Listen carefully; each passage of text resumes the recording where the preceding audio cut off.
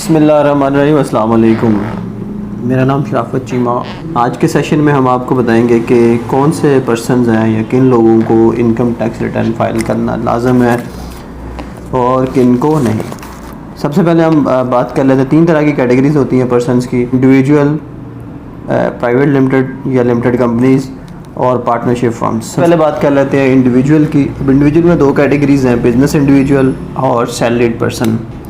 अगर तो business individual है और उसकी टोटल टैक्सेबल इनकम अगर 4 लाख या उससे ऊपर की है तो उस पर टैक्स लागू होगा और उसको इनकम टैक्स रिटर्न फाइल करना लाजम होगी। इस तरह अगर सैलरीड इंडिविजुअल है तो उसकी इनकम अगर 6 लाख से ऊपर जाती है तो उसको रिटर्न फाइल करना लाजमी होगा।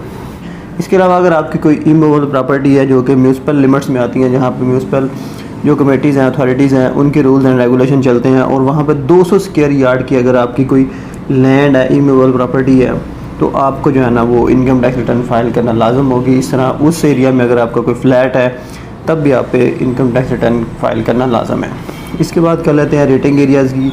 रेटिंग एरियाज़ वो होते हैं जहाँ पे जो है ना वो प्रोविंशियल प्रॉपर्टी के जो लॉज होते हैं वो एप्लीकेबल होते हैं, जिस पर वो प्रॉपर्टी टैक्स वगैरह कलेक्ट करते हैं। जिन एरियाज़ में ये लॉज एप्लीकेबल होते हैं उनको रेटिंग एरियाज़ कहते हैं। और रेटिंग एरिया में अगर आपकी 500 स्क्वायर फीट की लैंड है या 2000 स्क्वायर फीट का आपका फ्लैट है तब भी आप पे रिटर्न फाइल करने की रिक्वायरमेंट एप्लीकेबल हो जाएगी। उसके बाद कर लेते हैं बात व्हीकल्स की। अगर आपके पास कोई मोटर व्हीकल है और 1000 सीसी या उससे ऊपर की है दैन भी आप पे रिटर्न फाइल करना लाजम है। अगर आप नहीं करते तो ये एक कानून की नॉन कंप्लाइंस है। उसके बाद बात कर लेते हैं अगर आप रेजिडेंट इंडिविजुअल हैं और अगर आप रेजिडेंट इंडिविजुअल हैं और किसी ट्रेड एसोसिएशन या किसी ऐसी बॉडी के आपके मेंबर हैं दैन भी आप रिटर्न फाइल करना लाजम होगी। अब मैं आपको बताता हूँ किस तरह की बॉडी, जिस तरह चैम्बर ऑफ कॉमर्स हो गया, कोई भी chamber of commerce, PEC, Pakistan engineering council, ICAP, PMDC, bar council, इस तरह की एसोसिएशंस या इस तरह की बॉडीज़ के साथ अगर आप एसोसिएट हैं, उनके मेंबर्स हैं, तो भी आप रिटर्न फाइल करना लाजम हो जाती है।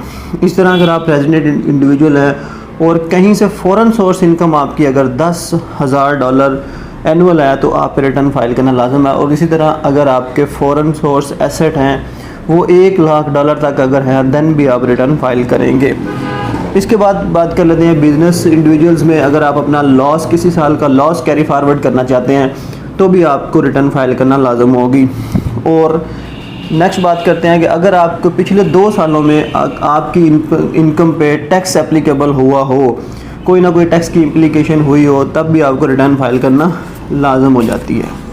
इसके बाद बात कर लेते हैं कोई अगर आपकी NGO है, NPO है, नॉन प्रॉफिट ऑर्गेनाइजेशन जिनको कहते हैं, तो भी आपको रिटर्न फाइल करना लाजम है।